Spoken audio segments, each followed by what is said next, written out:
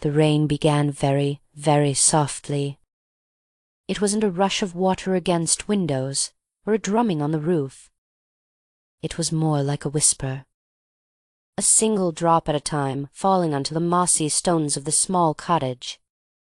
The air was cool, a gentle 16 degrees Celsius, and it felt even cooler, like a soft mist. The air pressure was normal, and the humidity was a comfortable 60%, heavy with the scent of wet earth and pine needles.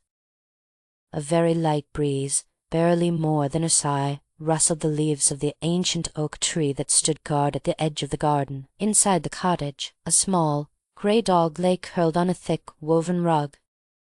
He was a quiet creature, with a silky coat and a perpetually gentle expression.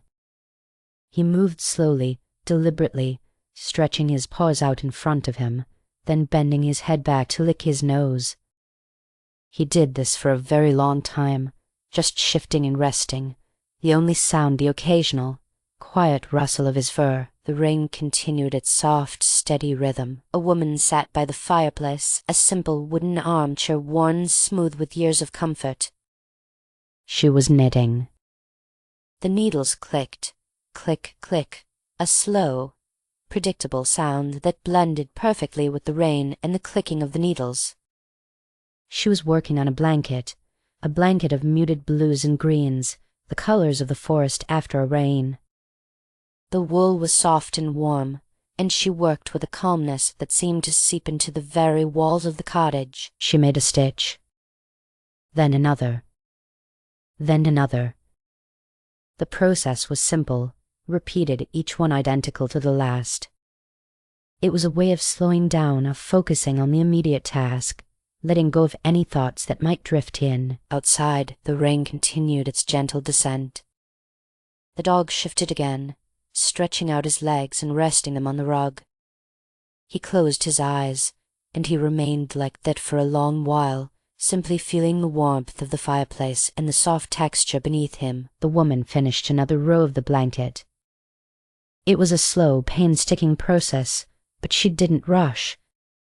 She took her time, enjoying the feel of the wool in her hands, the warmth of the room, the quiet companionship of the dog. She moved her fingers, smoothing the blanket. It was a large blanket meant to cover many bodies, to offer warmth and comfort. It was a blanket of patience, of quiet contentment. A robin hopped onto the window-sill, tilting its head and watching the rain. It didn't sing, it simply observed, its small, dark eyes reflecting the grey light. The dog lifted his head slightly, regarding the robin with a quiet interest, then settled back down to rest. The woman continued knitting. Click, click, click. The rain fell steadily, a constant, soothing presence. The air smelled of wet leaves and wood smoke. Later, she poured herself a cup of warm chamomile tea. The steam rose in gentle curls, carrying a delicate, floral scent. She took a slow sip, feeling the warmth spread through her body.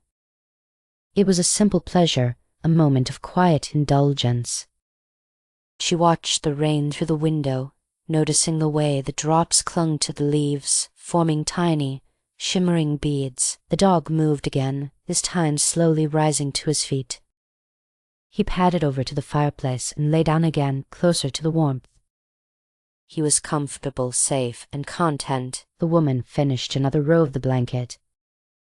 It was a very long row, and she took a small break to admire her work. The blanket was growing, slowly but surely, a testament to her patience and her quiet dedication. The rain continued. She looked out at the garden. The roses were heavy with raindrops, their petals velvet soft. The lavender was fragrant, releasing its scent into the cool air. Everything was still, peaceful, and bathed in the gentle grey light. She reached out and stroked the dog's fur. It was soft and silky, and he leaned into her touch, closing his eyes in contentment. She picked up her knitting again. Click, click, click. The woman set down her knitting for a little while and went to the kitchen. She brought back a slice of warm bread, crusty and golden brown, with a pat of butter melting slowly on top. She ate it slowly, savoring each bite. The simple act of eating was a small, comforting ritual. The dog watched her, occasionally lifting his head to take a sniff, then returning to his place by the fireplace. The rain continued its soft, steady rhythm. She finished another row of the blanket.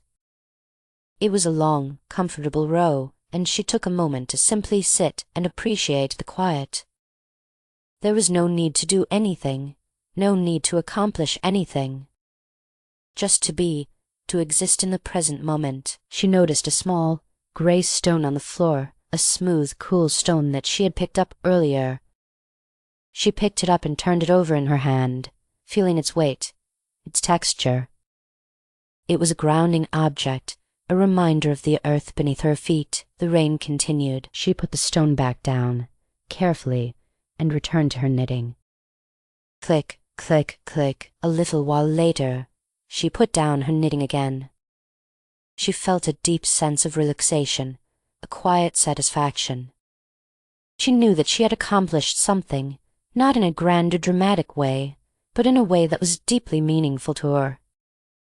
She had created something beautiful, something useful, something that would bring comfort to others. The dog moved again, this time walking slowly to the doorway and peering out at the rain. He seemed to be enjoying the fresh air, the scent of wet earth. She watched him for a moment, smiling gently. It was a small smile, a quiet expression of love and contentment. She picked up her knitting again. Click, click, click. The rain continued. As the hours passed, the light in the cottage began to fade. The grey light deepened, casting long shadows across the room. The rain continued its soft, steady rhythm, a constant, soothing presence. The woman finished another row of the blanket. It was a very long row, and she took a moment to admire her work. The blanket was almost finished, a beautiful testament to her patience and her quiet dedication. The dog lay curled up on the rug, his eyes closed, his breathing slow and even. He was completely relaxed, completely at peace. She put down her knitting for the last time. She felt a profound sense of gratitude. She was grateful for the warmth of the cottage, for the comfort of the blanket, for the companionship of the dog, for the simple beauty of the rain. The rain continued. As the last traces of light disappeared from the cottage, a woman reached out and gently stroked the dog's fur one last time. He leaned into her touch, closing his eyes in contentment. She settled back in her armchair, feeling a deep sense of peace. There was nothing more to do, nowhere more to go. She simply existed, enveloped in the quiet, comforting embrace of the night. The rain continued its soft, steady rhythm, a constant, soothing presence, and in that quiet darkness, surrounded by the gentle sound of the rain and the warmth of the fireplace, she drifted off to sleep. It was a sleep filled with simple dreams, dreams of soft wool, of warm stones, of gentle rain, of the quiet companionship of a grey dog. It was a sleep filled with the understanding that true contentment comes not from striving or achieving, but from appreciating the simple things in life, from finding beauty in the ordinary, from accepting the present moment, from allowing oneself to be still. The rain continued to fall, a silent promise of renewal, a reminder that even in the darkest of nights there is always light to be found. And as she slept, the small, grey dog lay curled up on the rug, his breathing slow and even, a small, furry embodiment of peace and tranquillity. The rain continued, and the world outside and the world within remained quiet, calm, and beautifully still.